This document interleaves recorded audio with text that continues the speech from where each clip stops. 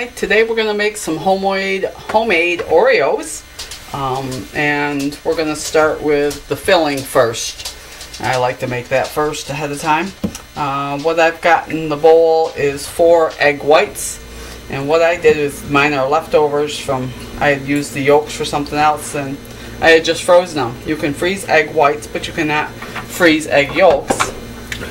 So we're just going to beat the egg whites up till they get nice and frothy.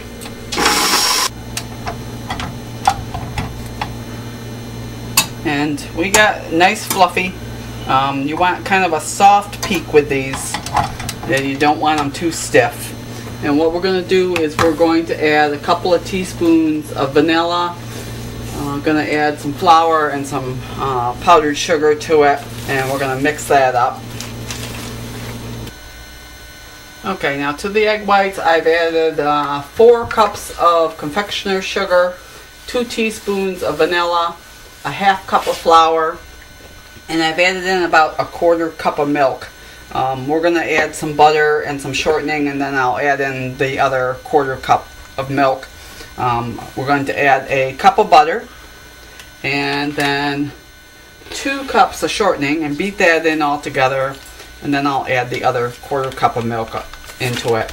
And because today is St. Patty's Day, we're going to add a little green, and our Oreos are going to have green middles.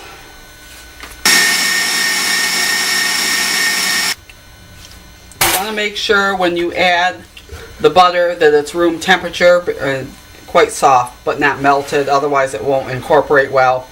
And then you beat in the shortening. I added the extra milk, the other 1/4 cup, and now we're going to add in a little bit of green coloring here. See if we can turn this green. This makes a lot of filling. You can cut it in half if you want, or it also freezes well.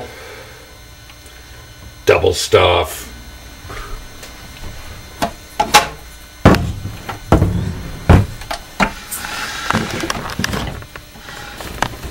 And you want to beat this for another minute or 2 when you've got everything added, just to make sure that it's all light and fluffy. And ours is just a wee bit green. Okay, for the cookies we started out with a cup of butter and 3 cups of sugar, and I have creamed them together until they're light and fluffy. And then I'm going to beat in 2 eggs, and once they're beaten in well, we'll add a teaspoon of baking powder, a teaspoon of salt, a teaspoon of vanilla, and a cup of cocoa, and then we'll go from there. Okay, so we've got all the ingredients beat in. I just want to take a second and talk to you about the cocoa that I use. If you think that a cocoa can't make a difference, you're wrong. The Hershey's cocoa that you buy in the store is pretty poor stuff. I like the cocoa I get from the preparedpantry.com, and we'll put a link to them down with the recipe. They have a gourmet Ramstat Brita medium dark cocoa, and then they have a dark cocoa, and these are really excellent flavored, and you will notice a difference in your baking that you use these in, or even in your hot cocoa and things like that. This stuff is really good flavored. So we've got everything beat in, and now I'm going to mix in 4 cups of flour. That's our last ingredient, and then we'll be ready to get them going into the oven. The dough to this seems really dry to me with all the flour mixed in.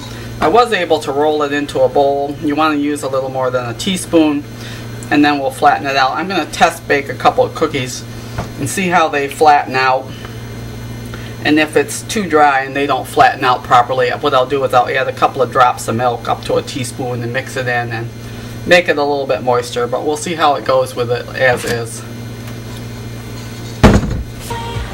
Well, they didn't spread out at all, and I think I'm going to thin them. I'm going to add, I think, about a tablespoon to 2 tablespoons of milk to the batter, and then they should be fine. I'll make a note on the recipe. I think the next time I would add about a half cup less of flour. We'll go with the 3.5 cups instead of the 4, and I'll change that on the recipe just so that will flatten out a little bit more. They're pretty thick for Oreos, but not that that's a bad thing. Okay, so we did I added about 2 tablespoons of milk to bring the dough together. And that got them a little bit flatter. Those ones came out a little large. So I'm making the balls fairly small. You can make these any size you want. I'm just using a glass to flatten them. The others I flattened with my finger.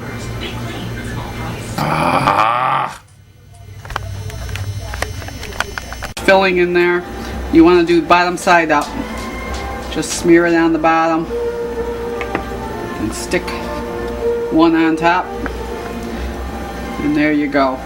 The cookies are not as crisp as a store-bought Oreo. They do have a little bit of a chew to them, but they're still mighty tasty. The filling is not as stiff as a regular Oreo.